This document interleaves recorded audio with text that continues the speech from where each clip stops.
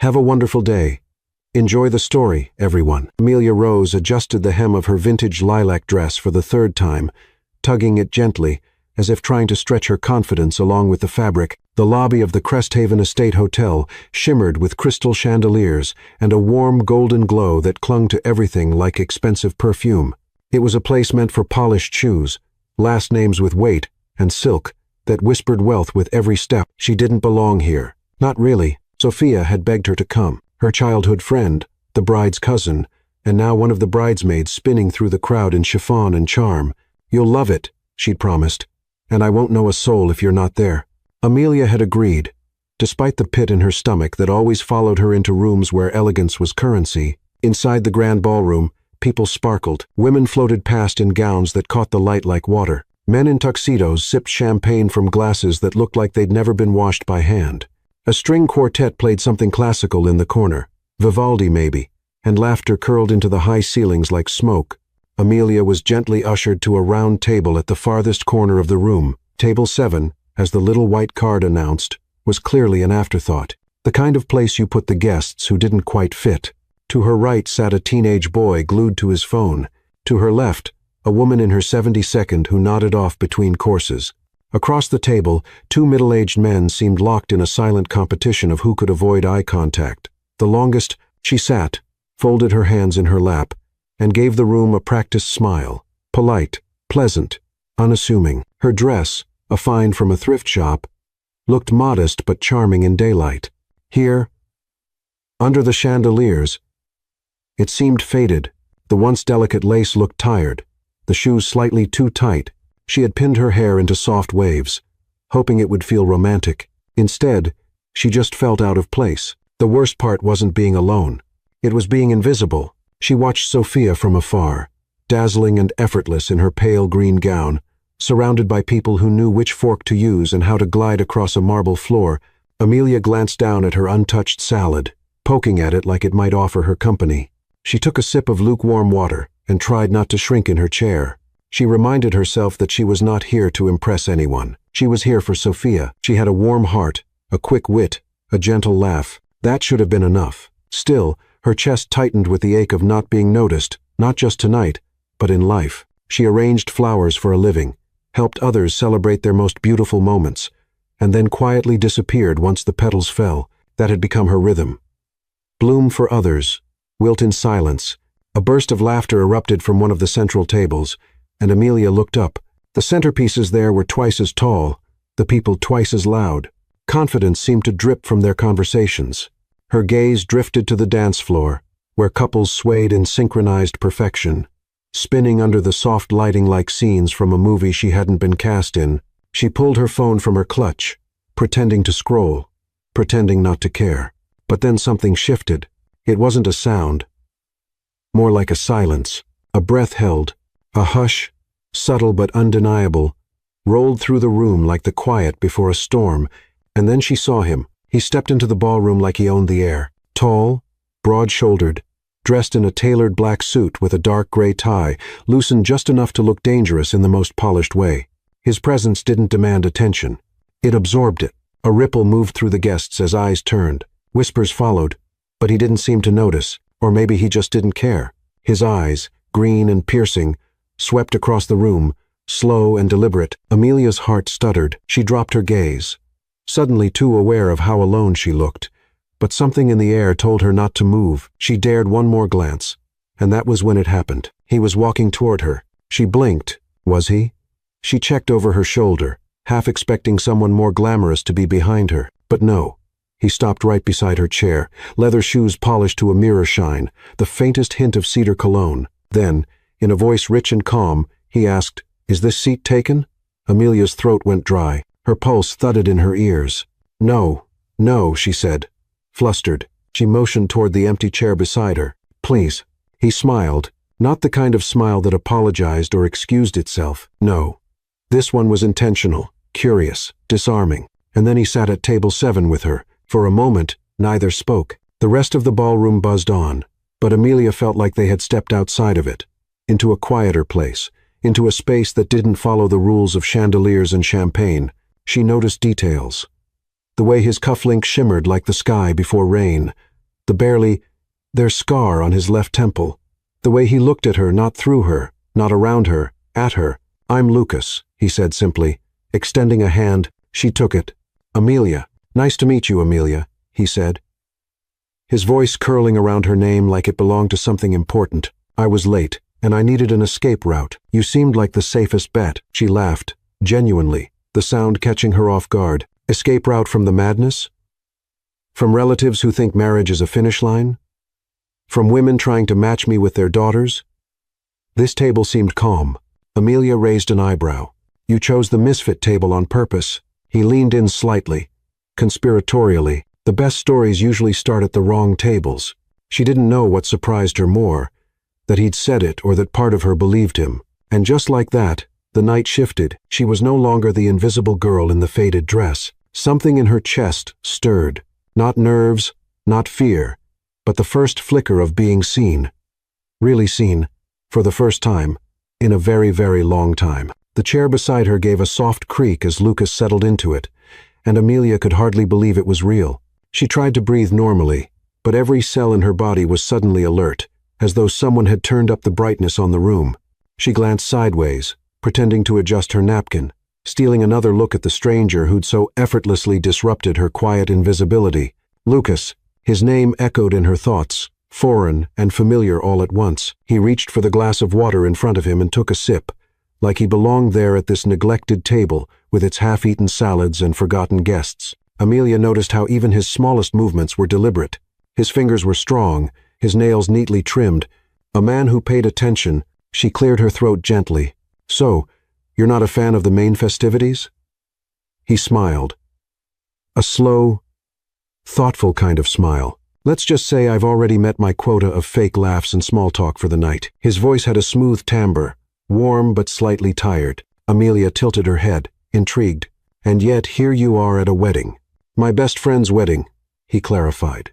"I couldn't skip it, but I didn't sign up for the matchmaking committee or the business pitches between courses." "You got business pitches at a wedding?" she asked, raising a brow.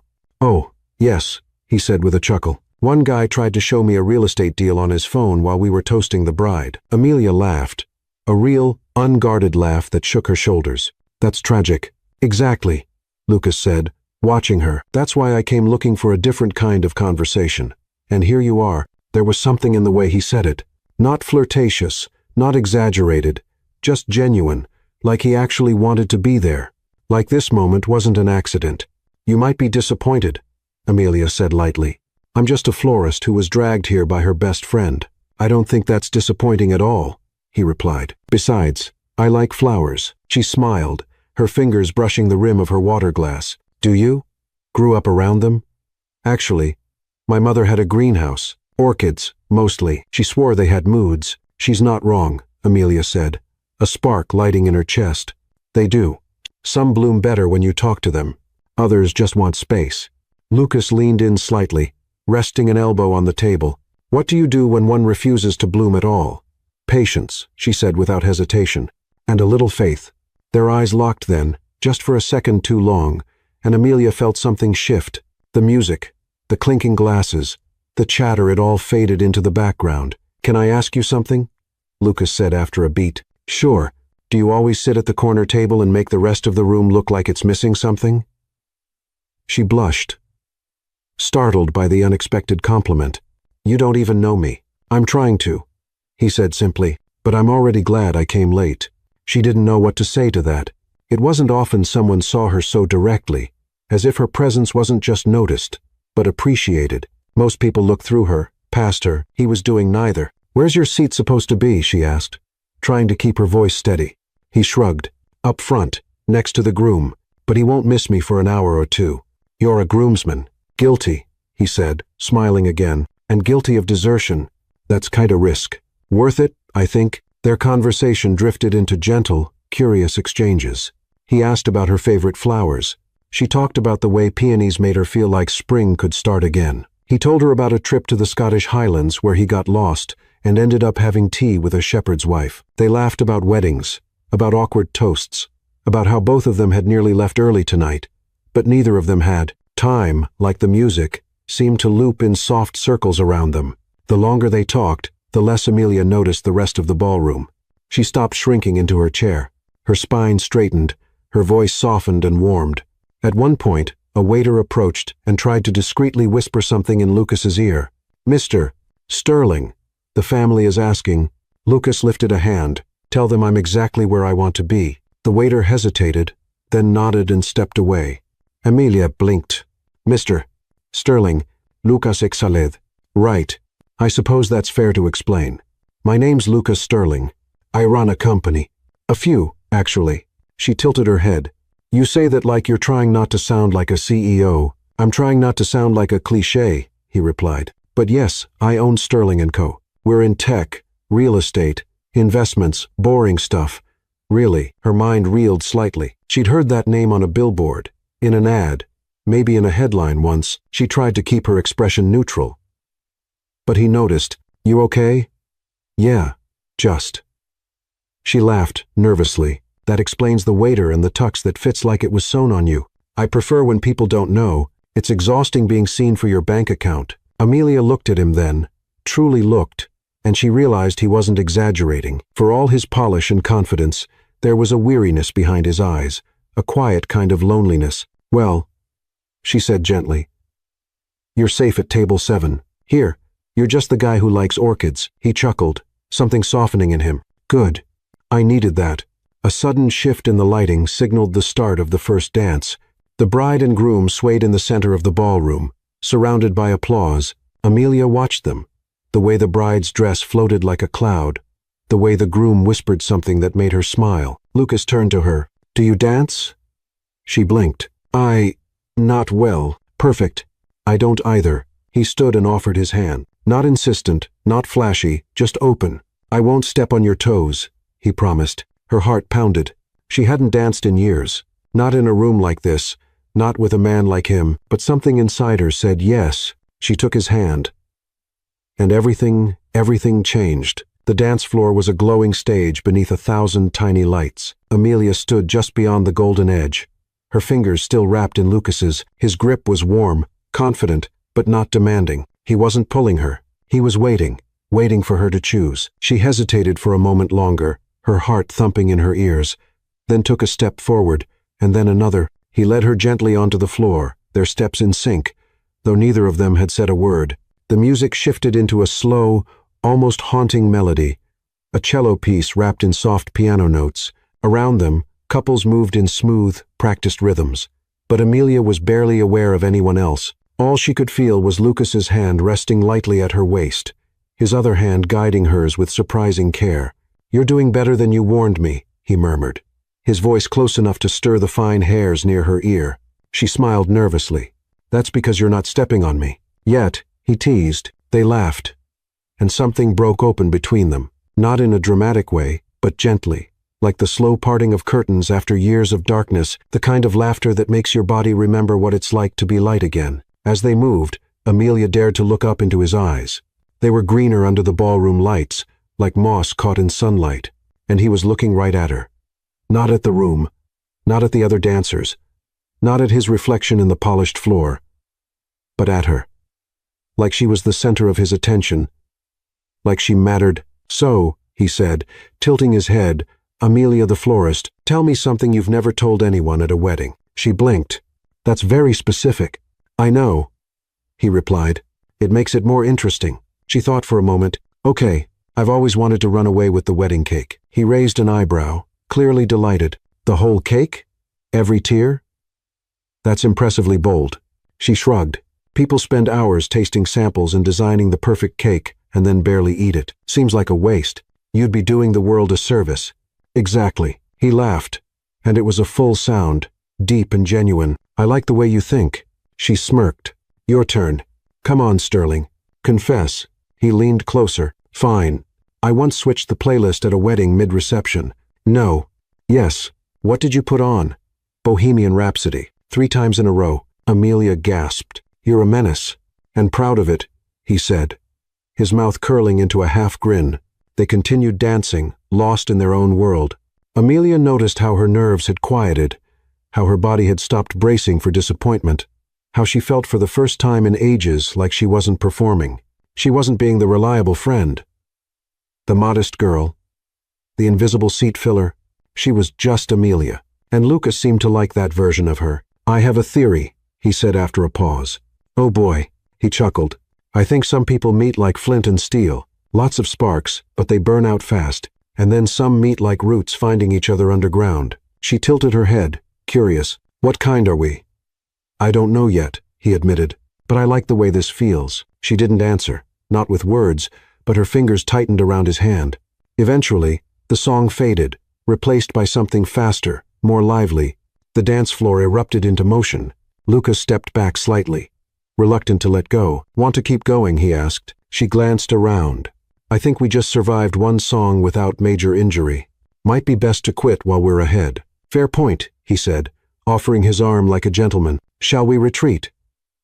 They returned to table 7, now oddly warm in its familiarity. Amelia's water glass had gone untouched. Her salad was even less appetizing than before, but none of it mattered now. As they sat, the air between them remained charged, but in a calm way, like a storm had passed and left behind the kind of silence that feels sacred. Lucas rested his elbow on the table and looked at her. "You're not what I expected. Good or bad?" "Unexpected doesn't need a label," he replied. "It just stays with you." She smiled softly. "You're not what I expected either. Because I own companies?" "No," she said, shaking her head. "Because you sit at tables like this when you could sit anywhere." He seemed to study her for a moment, his expression unreadable. Then he said quietly, "I sit where I find something worth staying for." It hit her harder than she wanted to admit. She looked down, brushing a non-existent crumb from the tablecloth. "You know," he continued, "it's strange. I've spent years walking into rooms like this, filled with people, noise, performances, and I've never wanted to stay as much as I do right now." Amelia looked up. His eyes hadn't moved. They were still on her. A strange warmth spread through her chest. She should have been skeptical, defensive. But something about the way he spoke, the way he didn't try to impress her, made it hard to keep her walls up. "What happens next?" she asked, half teasing, half curious. Lucas leaned back, thoughtful. "Well, I'd offer to buy you dinner. A proper one, with real conversation and less glitter." She laughed. "That sounds nice. I'd like that too." They sat in silence for a beat. The kind that didn't feel awkward, but full, pregnant with possibility. Then, someone called Lucas's name from across the room. It was the groom, waving, clearly wondering where he'd disappeared. Lucas glanced at Amelia, then back at his friend. "I should go say hello," he said, a little reluctantly. She nodded. "Of course, go be a groomsman." He stood, slowly adjusting his cufflinks. Then he turned to her. "Don't disappear." She blinked. "He won't." He smiled. "Good." And with that, he walked away, weaving through tuxedos and sequins, leaving behind the scent of cedar and something harder to define, something she couldn't name yet. Amelia sat there, her fingers still tingling from where they had touched. She wasn't sure what had just happened, but it felt like something rare, something she didn't want to lose. When Lucas returned, it wasn't with the casual stride of earlier, but with an almost magnetic focus. His eyes found Amelia across the room, like she was gravity, like something in him recognized exactly where to go. She was still at table 7, tracing the rim of her glass with the tip of her finger, lost in thought. She looked up and saw him coming, and for the briefest moment, she forgot how to breathe. "You stayed," he said softly as he pulled the chair beside her. "I said I would." He smiled. "I don't always believe people when they promise things." "Well," she replied, tilting her head. "Maybe tonight's the exception." A familiar slow rhythm began to play. The kind of music that fills a room with quiet anticipation. Not flashy, not loud, just intimate. Lucas's gaze drifted toward the dance floor, then back to her. "Can I tempt you into another?" Her pulse quickened. "Even after I told you I'm a terrible dancer?" He stood and extended his hand. "Anyway, I'll take my chances." And something about the way he said it, unrushed, steady, sure, made her heart move before her feet did. She slid her fingers into his, allowing him to guide her once more into that soft golden space where chandeliers sparkled like stars, and the world quieted just enough to hear your own heartbeat. This time, he held her a little closer, and this time she didn't pull back. Their hands found each other naturally, and his other hand rested gently at the small of her back. There was nothing hurried in his movements, no show, just presence. He was there, she was there, and the music carried them. Around them, Couples danced with practiced grace, but Amelia wasn't watching. She didn't care about anyone else's rhythm or elegance. She was too consumed by the way Lucas moved with her, how he anticipated her weight before she shifted, how his touch was confident but never possessive, like he wasn't leading her but discovering the dance with her. "How do you do that?" she whispered. "Do what?" "Make me feel like I've done this before." He smiled against her temple. "Because you have. You just forgot." She swallowed hard, unsure whether it was the music or his voice making her chest ache. As the dance unfolded, their silence became the loudest thing between them, not uncomfortable, not hesitant. It was the silence of something building. His fingers brushed the back of her shoulder, then moved as if by instinct to tuck a loose strand of her hair behind her ear. His knuckles skimmed her cheek as he did it, and she leaned just slightly into the gesture. Her breath caught. So did his. "I don't usually dance at weddings," he murmured. She pulled back just enough to look at him. "You're pretty good at pretending you do." He chuckled. "Maybe you're just easy to dance with." Their gazes held longer this time. There was a stillness in the space between their faces, a fragile closeness that hummed with possibility. Amelia didn't know if it was appropriate. She didn't know if anyone was watching. And for the first time in her life, she didn't care. She was in the arms of a man who had sat beside her when she had been invisible, who asked real questions, who listened, who danced with her like she mattered. The song slowed, then faded. They stopped moving, but neither of them stepped away. His hand lingered on her back, her fingers curled just slightly into his, and there, beneath the chandeliers, Lucas leaned his forehead softly against hers. No kiss, no pressure, just presence. "I could get used to this," he whispered. She smiled with her eyes closed. "Me too."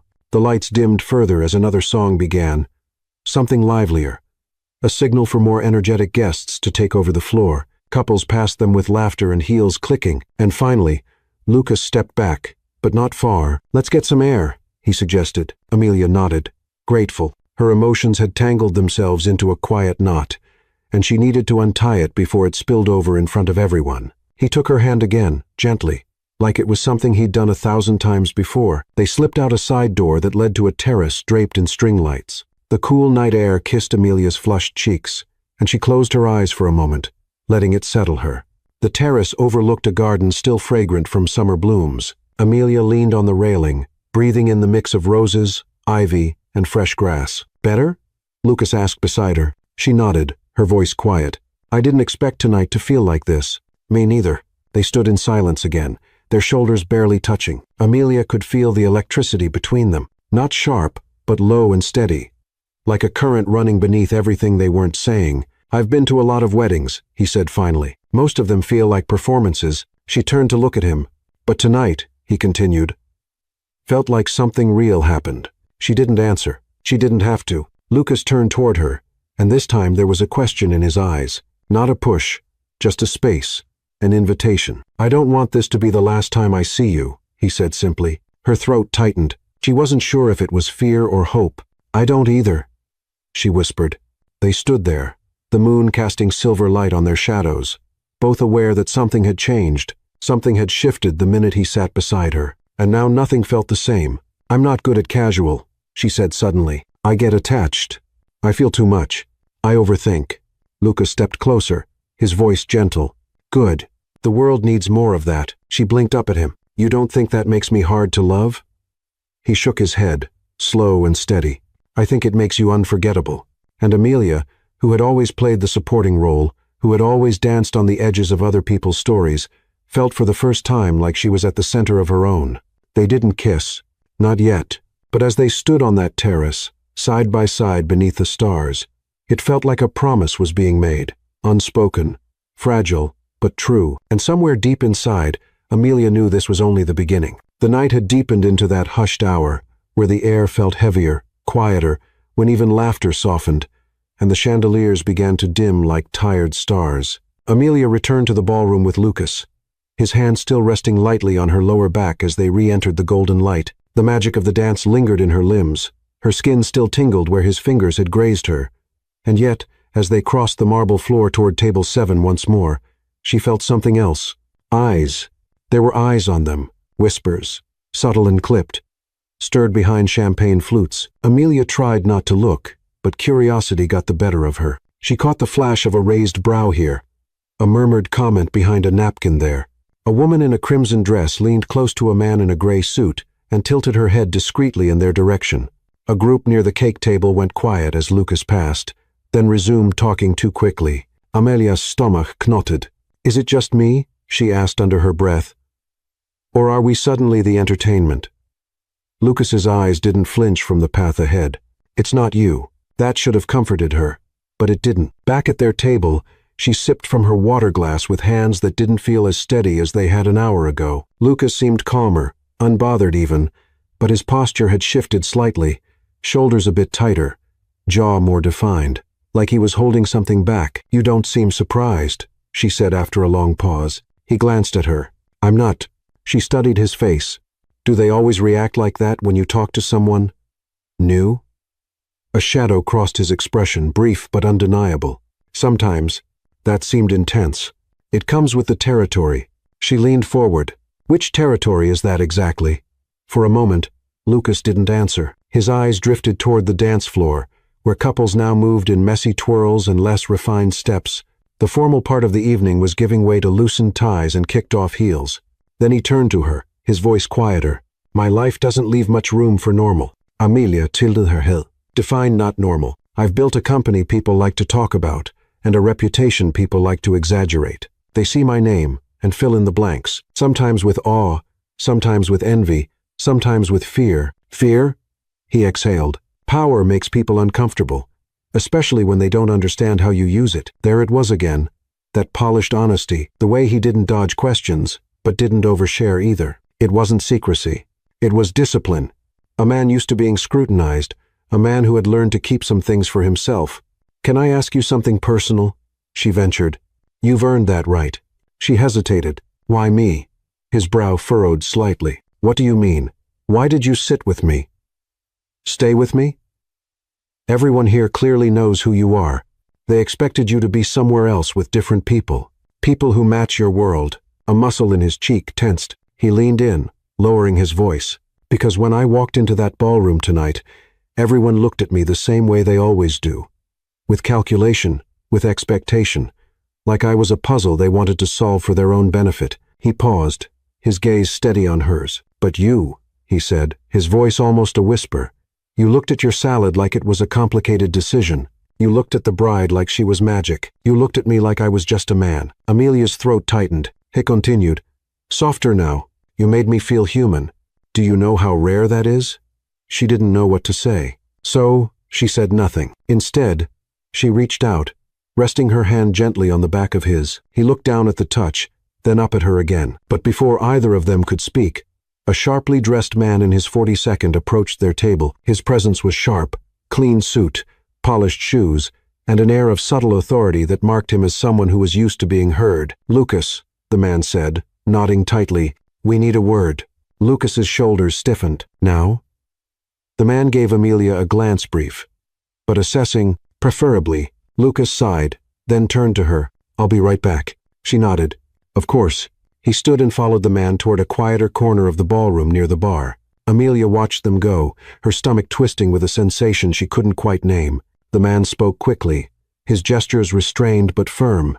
Lucas listened, arms crossed, expression unreadably. She looked away, pretending not to watch, but a few moments later, she heard footsteps and turned to see Lucas returning, his jaw tight. "Everything okay?" she asked, trying to sound casual. He sat down, brushing invisible lint from his jacket. "Just a reminder that not everyone likes surprises," he said, eyes narrowing slightly, especially when they involve someone unexpected. Amelia blinked. "You mean me?" He didn't answer right away. "My business partner. He's protective of the company, the brand, the image." She felt a chill creep in. "And I'm a threat to that image." Lucas's eyes met hers, sharp but not unkind. "You're a reminder that I don't always follow the script." She stared at the tablecloth, her heart sinking. "I didn't mean to cause trouble." "You didn't. Still, I shouldn't be the reason people question your choices." "Amelia," he said, his voice firm but calm, "if being with you makes people uncomfortable, that says more about them than about you." She didn't respond right away. Her fingers toyed with the edge of her napkin. Then, finally, she looked up. "I'm not used to this." "Used to what?" "Being noticed, protected, taken seriously." "You should be." he said. His certainty unsettled her in the best way. He leaned in again, quieter this time. I don't want to scare you off. You're not. A new song began to play, softer this time, a ballad full of strings and silence, but neither of them moved to dance again. Instead, Lucas looked at her with a kind of gentle warning in his gaze. There are things about my life I can't explain in one night, he said. Not because I don't trust you, but because some things take time. Amelia nodded. I understand. Do you? I think so. I know what it's like to protect something fragile. He looked at her for a long time, his expression unreadable. Then he offered a single sentence that lingered like a promise. I'll let you in, just not all at once. And somehow that was enough. For now, the morning light filtered through Amelia's studio apartment like a quiet visitor. It crept along the hardwood floor, catching the scattered petals from yesterday's arrangements and the half-finished bouquet resting on her tiny work table. The scent of jasmine lingered in the air, soft and familiar. She was still thinking about the wedding, about Lucas, about how he had seen her, really seen her. It had been 2 days, and he hadn't vanished. Instead, he'd sent a message that morning. Dinner tonight. I'll send a car, dress for something comfortable. But let me surprise you. The message had arrived with a small bouquet of white peonies, her favorite.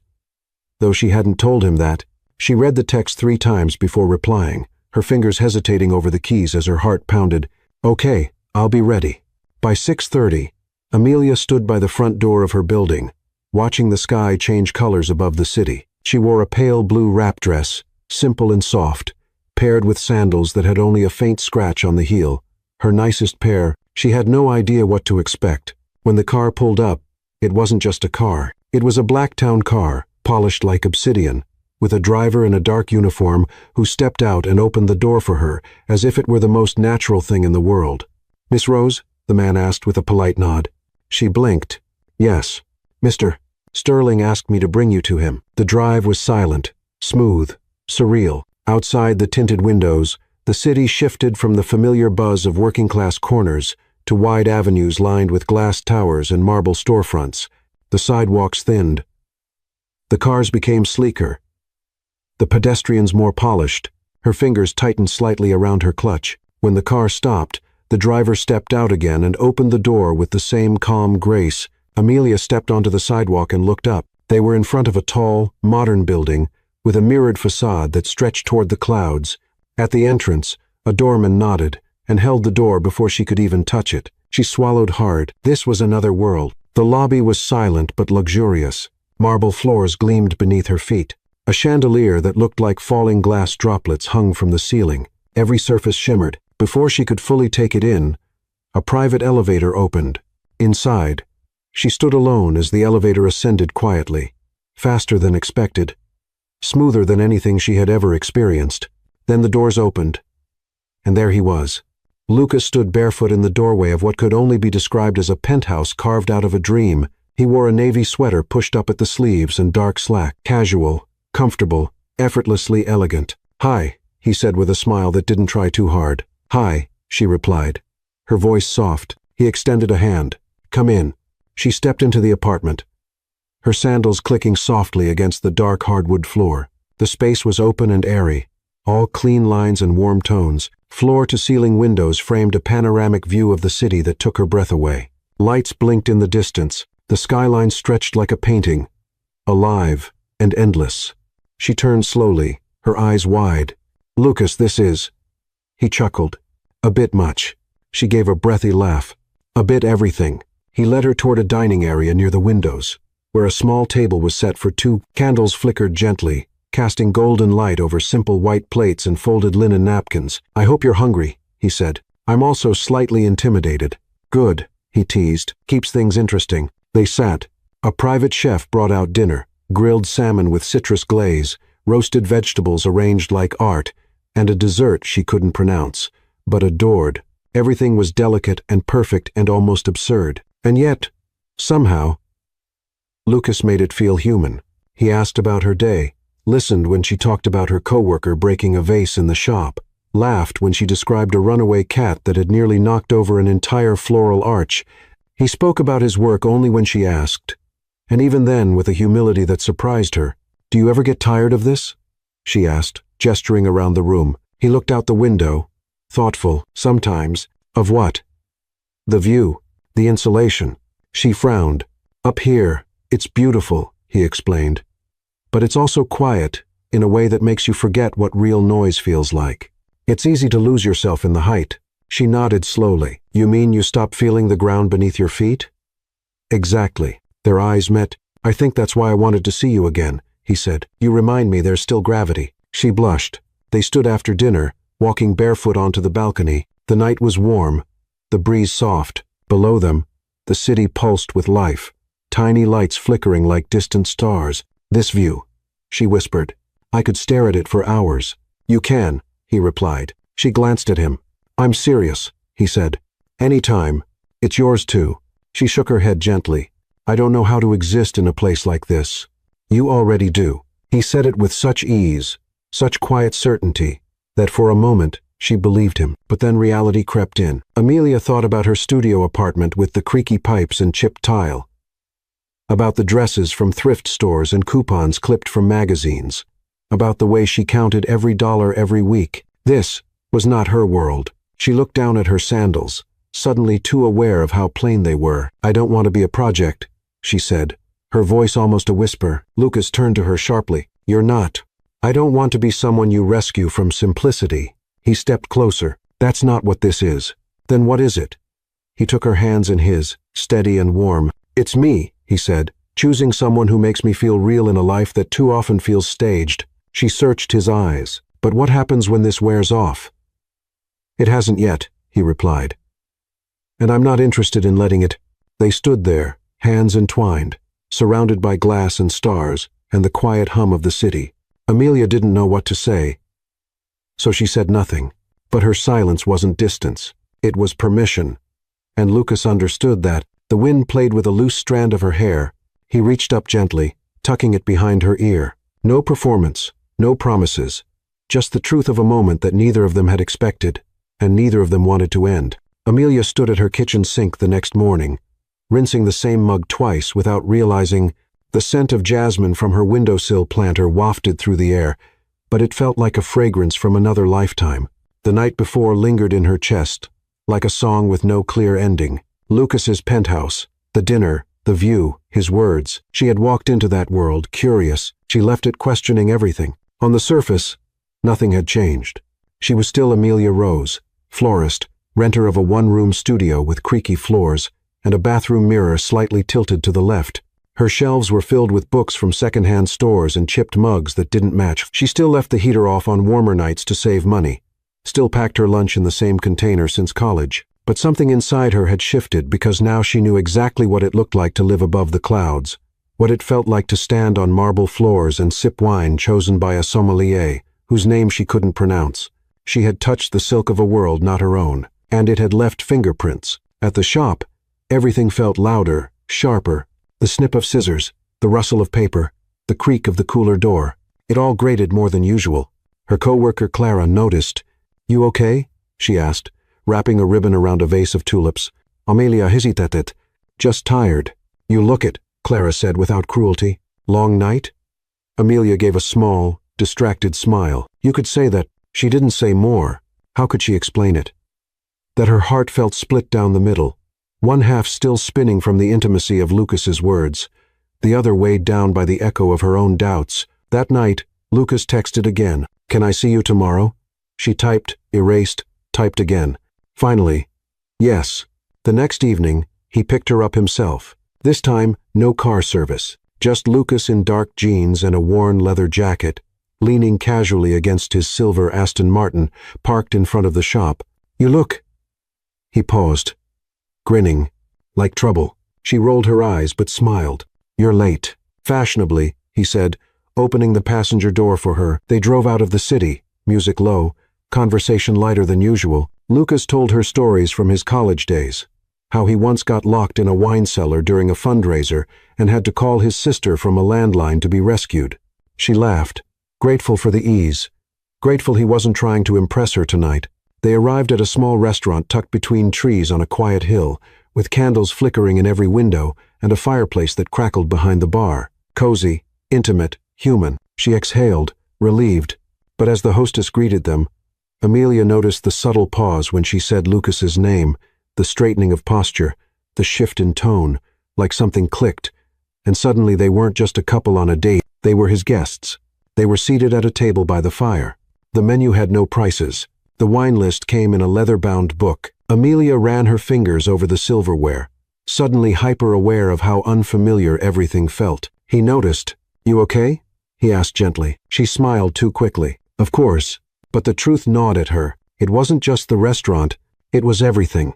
The way the waiter deferred to Lucas, the glances from the other diners, the scent of cologne she couldn't name, the quiet pressure of trying to belong in a place that had its own language. By the time dessert came, she was quiet. He leaned forward. "Talk to me." She looked down. "I don't want to ruin the night." "You won't." She hesitated. Then, "I don't know how to fit into your world." He didn't speak right away. "You don't have to. That's easy for you to say. Is it? You've never had to count how many meals are left in the fridge before payday, or fix your shoes with glue, or decide which bill can wait another week." His expression didn't change, but something in his eyes softened. "You think I don't know struggle? I think you forgot it." That landed heavier than she intended. She looked away, ashamed. "I'm sorry," she whispered. "That wasn't fair." "No," he said quietly. "It was honest." She nodded, throat tight. She started, then stopped. "I don't want to be someone you bring into your world like a novelty, a break from the noise." He reached across the table, covering her hand with his. "You're not a break, Amelia," he said. "You're the only thing lately that's made sense." Her eyes welled up. "Then why do I feel so out of place?" He gave a long exhale. "Because my world is designed to keep people out." She looked at him. "And I've spent years letting it," he added. "But I don't want to anymore." They sat in silence as the fire crackled beside them. Outside, the wind picked up, brushing leaves against the window. He continued, voice lower now. "I know what this looks like. I know how ridiculous parts of my life are. But when I'm with you, I feel like I can breathe." She bit her lip. "Just don't run," he added. "Even if it's scary, even if it's different." "I'm not running," she said softly. "I'm just adjusting." He smiled. "I can work with that." When he walked her to her door later that night, he didn't try to kiss her. He just held her hands and looked at her like she was the only solid thing in a world made of smoke. And for the first time, she believed him almost. The invitation came in the form of a folded note inside a bouquet of wildflowers. "Let me show you where I go when the noise gets too loud." No date, no time, just that. Amelia held the paper between her fingers, her heart thudding with a strange mixture of fear and curiosity. Lucas hadn't called or texted since their dinner. Only this, but somehow it felt like more than a message. It felt like a key. That Friday, he arrived in person. He wore jeans, a worn flannel shirt, and boots that looked like they remembered mud. His car this time wasn't sleek or silver. It was a navy SUV with scratches on the sides and pine needles still stuck to the tires. "Ready?" he asked. She stared at him, her mind racing. "Where are we going?" He smiled. "Away." They drove for hours, the city falling away behind them like a dream, dissolving. Buildings turned to fields, fields to woods. The air changed, too. Less exhaust, more earth. Amelia rolled down the window and let the wind tangle her hair. For the first time in days, she didn't feel watched. She didn't feel small. She just existed. Lucas played music she didn't expect. Old acoustic tracks, indie folk songs she'd forgotten she loved. They didn't talk much, and that was okay. The silence between them had grown comfortable. Eventually, they turned onto a dirt road flanked by tall trees and winding fog. At the end of it stood a cabin, modest, weathered, and surrounded by nature so still, it made Amelia hold her breath. "This is yours?" she asked, stepping out. He nodded. "My grandfather built it. I keep it the way he left it." The lake shimmered behind the trees, catching the last rays of daylight. A small wooden dock reached into the water like an open hand. Birds chirped somewhere above. The only sound was nature itself. Amelia wrapped her arms around herself. "It's beautiful." Lucas grabbed their bags and gestured toward the porch. "No service, by the way. No internet, no signal, no Wi-Fi, no distractions." She raised an eyebrow. "You sure you'll survive?" He grinned. "Already feel better." Inside, the cabin was warm in the way old places are, smelling of pine, smoke, and memory. The living room was small, with a stone fireplace and 2 overstuffed chairs, a faded quilt draped over the couch. The walls held framed black and white photos of men in fishing hats and women laughing beside wood stoves. Lucas placed the bags down and looked at her. Hungry? I could eat. He cooked badly. But he insisted on making grilled cheese over the fire, and Amelia couldn't stop laughing at his frustrated expression as the bread blackened slightly. Don't say anything, he warned. I wouldn't dream of it. When they finally sat, legs folded on the floor, plates in their laps, Lucas handed her a sandwich with a proud grin. Burnt to perfection, he declared. She took a bite. Crunchy. Bold. He nodded solemnly. Exactly my intention. Later, they curled up near the fireplace, the flames casting shadows on the log wall. Amelia rested her head against the arm of the couch, her feet tucked under her. Lucas sat across from her, elbows on his knees, watching the fire like it had answers. You really come here alone? She asked. He nodded. Every time things get too loud. What gets loud? Expectations. People. The voice in my head that keeps a scorecard. She tilted her head. Scorecard? He looked at her. Success comes with rules. Keep growing. Keep proving. Don't show weakness. Don't slow down. And here no one knows my name. She let his words settle in. I can see why you love it, she said. It feels honest. He smiled. That's the point. Amelia stared into the fire. The crackling soot reminded her of childhood winters, of sitting beside her dad on cold nights with mismatched socks and stories about stars. It had been a long time since she'd felt something so real, so unpolished. They didn't speak for a while, just breathed in the silence. It was Lucas who broke it. You want to know the truth? She looked at him. I used to come here to be alone. Now I think I come here to remember who I was before everything got complicated. She nodded slowly. And who was that? He chuckled. A boy with scraped knees who thought money could fix everything. Can it? He met her chaza. No. The honesty in his voice cracked something open inside her. She looked down, fingers picking at the edge of the quilt. I used to believe that love came with conditions, she said quietly. What kind of conditions? Be good. Be small. Don't ask for too much. Don't break. Be easy to love. Lucas moved closer, kneeling in front of her. That's not love. It's what I learned. Well, unlearn it. Her eyes welled up. He reached for her hand, held it like it was something fragile, something rare. You don't have to perform here, Amelia, he said. You can just be. Her lip trembled. I don't know how. He squeezed her fingers gently, then let this be your practice ground. They stayed like that, hands clasped, fire dancing in their eyes. She had no words, only the sensation of being safe. Later, when the fire burned low and the only sound was the lake brushing against the shore, they stepped outside. The stars were impossibly bright, no city lights to outshine them. Just sky and water and two people learning how to see each other without distraction. Amelia leaned against the wooden railing of the porch, arms wrapped around herself. Lucas stood beside her. You cold? He asked. A little. He draped the quilt over her shoulders. She looked up at him, searching for some sign that this wasn't too good to be true, but he was looking at her like he had nothing else to hide. And for once, she believed it. He didn't kiss her, not yet, but something deeper passed between them. Quieter than desire. Louder than words. Trust. The city seemed louder after the lake. The honking, the sharp angles of glass buildings, the blur of people brushing past. It all hit Amelia differently now, as if the quiet from the cabin still clung to her skin, making the city feel foreign, noisy, artificial. Lucas parked his car outside her building and walked her to the door, holding her hand like they hadn't just spent the last 2 days wrapped in pine and silence. She turned to him, heart still half in the woods. Thank you, she said softly. For what? For not rushing anything.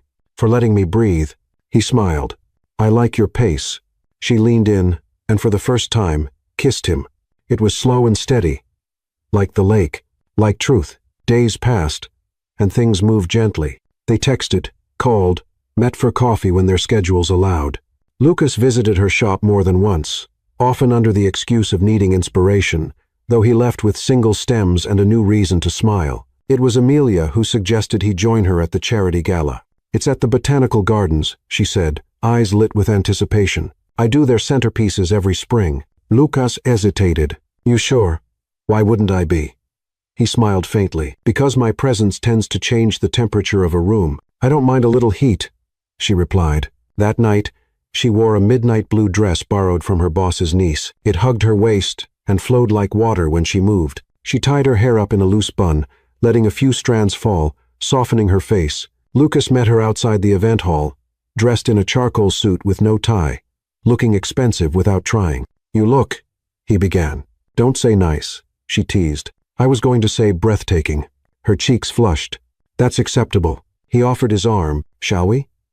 The gala was held under a canopy of twinkling lights nestled among rose beds and manicured paths. Waiters carried trays of champagne and smoked hors d'oeuvres. Music played low and classical. At first, everything felt magical until it didn't. Amelia noticed it in waves. Subtle at first. A pause in a conversation when she approached. The glance a woman gave her shoes before smiling too sweetly. The way Lucas's name passed between guests like a currency. Sterling. Power. Money. Some nodded politely, but assessing. When introduced to her, others asked where she was from in that tone that meant, "What do you do? Who do you belong to?" She answered with grace, but the questions lingered like perfume that didn't suit her. When Lucas stepped away to take a call, a man in a tailored navy suit approached. "You must be the florist," he said with a practiced smile. Amelia blinked. "I am. I've seen your work. Lovely arrangements. Thank you. Not the usual company Lucas keeps," the man added. Sipping his drink, she tried to smile. "He surprises people." The man said, nodding. "That he does." And then he walked away. The whole exchange lasted less than 30 seconds. But it stuck. Later, back at her side, Lucas noticed the shift in her. "You okay?" he asked. Brushing his hand lightly along her arm, she nodded, lying too easily. "Fine." They danced. He held her like no one else mattered, but she felt them all watching. And when the night ended and he dropped her off, she didn't kiss him, just squeezed his hand and said, "Thank you for tonight." The next morning, Lucas stormed into his office, jaw tight. "You spoke to her," he demanded, slamming the door behind him. His business partner, Henry Langston, looked up from his laptop. "Good morning to you, too. Don't deflect." "You approached Amelia." Langston raised a brow. "At the gala?" "I merely introduced myself. You made her uncomfortable. I made an observation."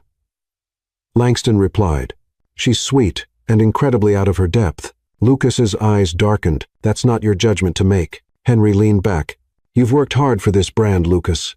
For your reputation, one public misstep, one wrong impression, and we're fielding questions from investors." Lucas's hands curled into fists. "You think she's a liability?" "I think she's a reality check." Lucas stared at him. "Then maybe reality needs adjusting." And he left without another word. Amelia didn't hear from Lucas that night or the next. She didn't panic, not immediately, but the silence echoed. At the flower shop, she found herself checking her phone too often. At home, she replayed every moment from the gala, wondering if she had missed something, said something wrong, worn the wrong thing, smiled too much, smiled too little. Had she broken some invisible rule? When Lucas finally called, his voice was heavy. "Can I see you?" he asked. "Yes." They met in a quiet cafe, tucked on a quiet street. He looked tired. She did too. He didn't waste time. "They talked to me," he said. "Who?" "My partners. My board. They think I'm distracted." She swallowed. "Because of me." He didn't answer right away. "I'm not embarrassed by you, Amelia," he said finally. "But they think you don't fit the image." She blinked. "And do you think that?" He shook his head.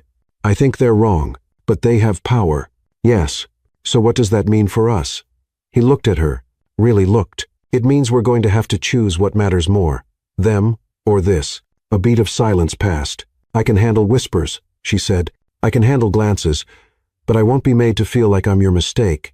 "You're not. Then fight for me." "I already am." She reached for his hand. He gripped it tightly. The world wasn't going to make it easy, but neither of them was ready to let go. Not yet. The bell above the door chimed softly as Lucas stepped into the flower shop. It wasn't grand. It wasn't even particularly neat. Buckets of fresh blooms lined the floor. Ribbons trailed from open drawers. A small radio played an old love song in the background, slightly out of tune. The air smelled of lavender, eucalyptus, and sun. And Lucas Sterling, millionaire investor, son of glass towers and boardroom ceilings, paused. He wasn't used to this kind of beauty. It was quiet, unpolished, personal. Behind the counter, Amelia looked up. She didn't smile right away, just held his gaze. "You showed up," she said. "You asked me to fight," he replied. "This is where it starts." A slow smile spread across her face. Then, grab an apron. Clara, Amelia's co-worker, nearly dropped a vase when Lucas was introduced. "You're that Lucas Sterling?" she asked, eyes wide. He gave a modest nod. already half covered in green smudges. Apparently, do you own suits made of money or something? He laughed. Just overpriced jackets. Want one? I want your tax bracket. Amelia groaned. Clara. What?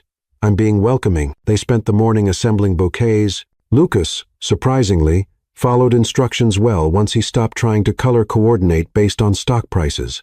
Amelia watched him carefully. He wasn't just pretending. He asked questions. He got dirt under his fingernails. He tied ribbons that were lopsided but sincere. At one point, he held up a small arrangement of tulips and daisies. This is crooked, he said. It's charming. You mean terrible? I mean, it looks like something made by someone who cares. He looked at her. Then I'll take it. She laughed. And just like that, the heaviness from the gala began to dissolve. That afternoon, Lucas stayed for lunch. Not reservations, not rooftop sushi. A small neighborhood pizza place where the owner knew Amelia's name and brought out garlic knots on the house. They sat in a booth with chipped red leather, paper napkins, and soda in tall plastic cups.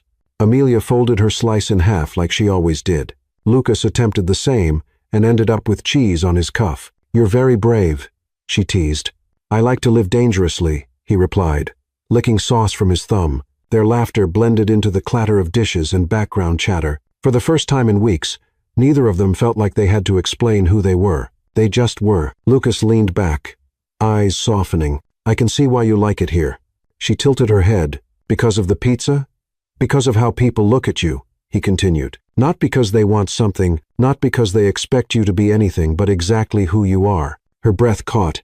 It's humbling, he added, and grounding and, honestly, kind of addictive. She smiled, and he reached for her hand across the table. No flash, no audience, just real. Later, back at the shop, Amelia showed him the storage room. It wasn't glamorous, just shelves of vases, dried flowers, a fridge humming in the corner, but there, away from customers, she opened up in ways she hadn't before. This is where I come when I need to think, she said. When I need to remind myself that messy can still be beautiful. He leaned against the doorframe. Is that what you think we are? Messy? Yeah, she nodded. But in a good way, he stepped closer. You know, I've spent years making everything look effortless. The suits, the speeches, the numbers, but it's all work. Exhausting, calculated work. She looked at him, eyes gentle. And here, he continued, I don't want to be perfect. I just want to be enough. She reached for his hand. You already are. He exhaled, and something heavy left his shoulders. That evening, they walked through Amelia's neighborhood. It was loud in a different way. Kids on scooters, music from open windows, neighbors waving from balconies. They stopped at a park bench under a tree lit by string lights. This is where I grew up, Amelia said, pointing to a faded brick building. 3rd floor, 1 bathroom, 100 stories. Your parents? Gone now, but they made every square foot feel like home. Lucas was quiet. I used to be ashamed of this, she added, of where I came from, of what I didn't have. He turned to her. You shouldn't be. I'm not anymore. Because now I know what having really means. And what's that? She looked at him. Love. Safety. People who see you. He didn't respond. He just pulled her into a long, quiet embrace beneath the lights. Back in her apartment, they sat cross-legged on the floor, sharing cookies and cheap red wine from mugs. Lucas glanced around the small space. Her books stacked sideways, her old couch with one leg shorter than the others, the Polaroids pinned to the wall. It wasn't sleek. It wasn't symmetrical. But it was hers. And he found himself falling in love with every corner. You know, he said, I've been in hundreds of homes more expensive than this. She raised a brow. Of course you have, but this one feels warmer. Probably the radiator stuck on high. He chuckled. No, it's you. She looked down, suddenly shy. He reached out and touched her cheek. You don't need chandeliers or staff or statements, he said. You light up a room with your presence. And I didn't realize how dark mine had been until you walked in. Her throat tightened. You mean that? She whispered. Every word. They sat in the silence that followed. Full, safe, whole. And for once neither of them felt like they had anything to prove. The invitation came again, but this time it wasn't flowers or folded notes. It was Lucas himself. He showed up at Amelia's shop one ordinary Thursday afternoon, holding a picnic basket and wearing a crooked smile. Come with me, he asked. She blinked. Now? No phones, no expectations, just you and me. She looked at Clara, who mouthed, "Go." So she went. The drive to the lake felt different this time. There was no nervousness, no guessing, just anticipation. They didn't talk much. They didn't need to. The trees leaned in the same way. The dirt road curved exactly as before, and when they arrived at the cabin, Amelia stepped out like she was coming home. The porch creaked under her feet. The door opened with that same familiar sound, but something was different. The cabin had been gently transformed. Candles flickered from inside glass jars placed along the windowsills. Twinkle lights were strung across the porch beams, glowing soft and golden. White wildflowers lined the pathway to the dock, and music, just a whisper of violin, drifted through the open window, subtle and slow. Amelia turned to him, breath caught. "Lucas." He held her hand. "I needed to bring you back here," he said, "because this is where everything changed." She squeezed his fingers. "You're not going to make me dance again, are you?" He smiled. "Not unless you want to." They walked toward the dock. It was dusk now. The lake reflected the fading sun like liquid fire. The trees stood tall and still. Everything felt suspended in time. At the end of the dock, a small table was set with 2 chairs and soft linens. Nothing extravagant, just enough. They sat. He poured her a glass of wine. She let her shoes fall off and dipped her toes into the cool water below. For a long moment, they said nothing. And then, "You changed me," Lucas said. His voice quiet but full. Amelia looked at him. "I didn't know I was asleep until I met you," he continued. "You reminded me how it feels to feel, not manage, not perform, but feel." She blinked, trying to hold back the emotion rising in her throat. "You let me be imperfect," he said, "and still worthy." She reached across the table and took his hand. "You are." He smiled, but it wavered. "I've had everything I ever thought I wanted, and none of it meant anything until you." He stood. Her heart skipped.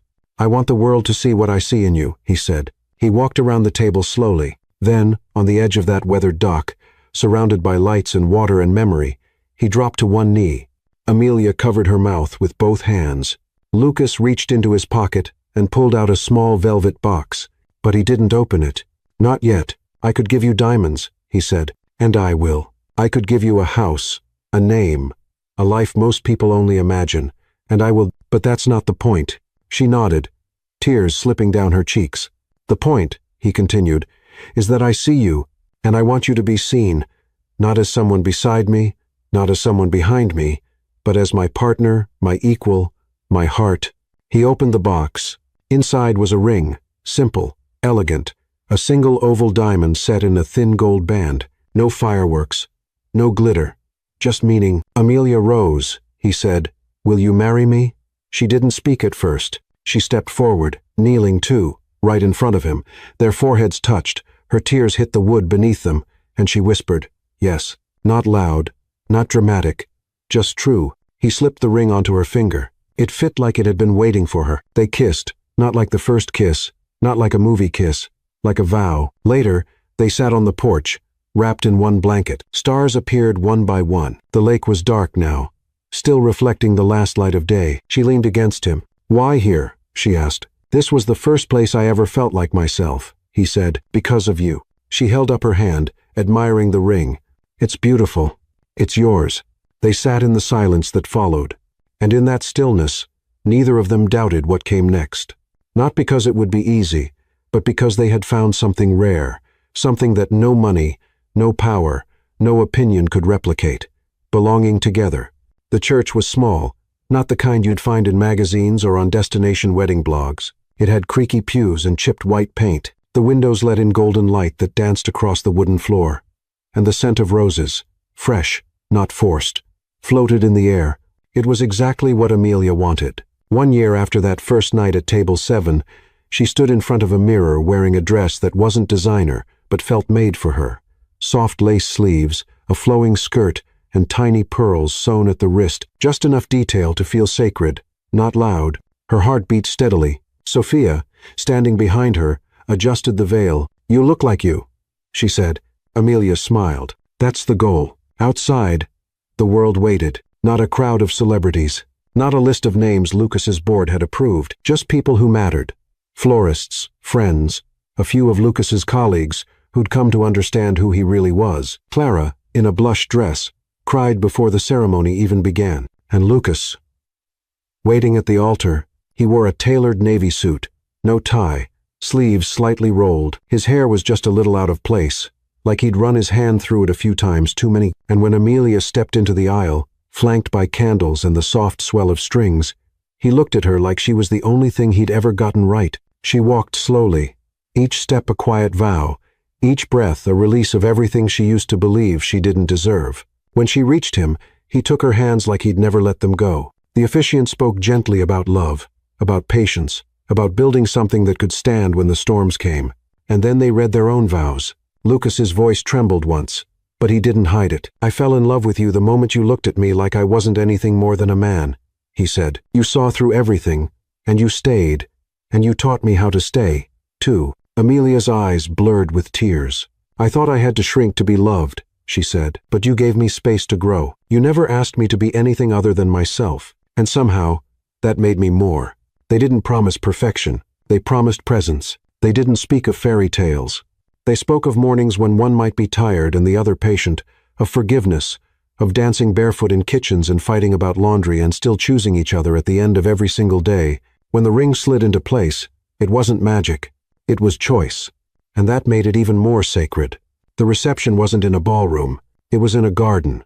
Tables beneath string lights, laughter rising with the dusk, flowers everywhere, not in tight arrangements, but wild, blooming freely. Amelia had made each one by hand with help from her team. No florist was off duty that day. Lucas stood near the dance floor, talking to Amelia's old neighbor. He looked comfortable, even with dirt on his shoes from the grass. He laughed, leaned in, listened. He belonged. Amelia watched him from a distance. Her husband, still strange to say, still exactly right. Sophia walked over and handed her a drink.